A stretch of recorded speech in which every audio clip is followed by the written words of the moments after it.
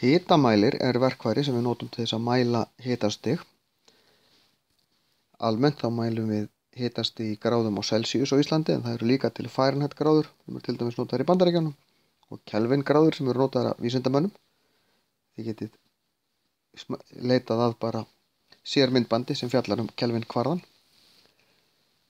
En hitamælar eru af nokkrum gerðum.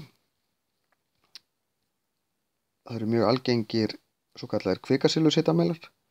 Þá er svona glerrör á hitamælinum með kúlu neðst og í kúlunni og í rörinu er kvikasilfur.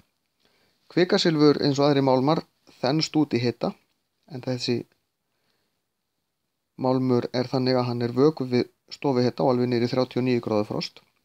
En ef það er heitt þá þenst hann út og þá sígur þetta upp, en ef það er kalt þá dregst hann saman og þá lekur hann niður. Og svo er einhver kvarði hérna sem segir okkur hvert hitastigið er.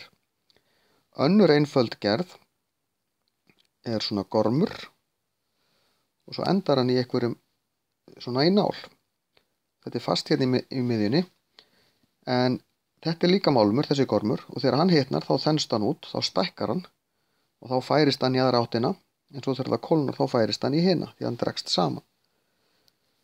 Þannig að það er spurning hvernig kvarðinn í raun hefði átt að skrúa þessu í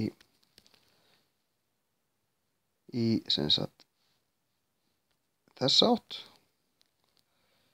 Því að þegar hann dregst saman þá skreppur hann í þessa átt, en þegar hann hitnar þá skreppur hann í þessa.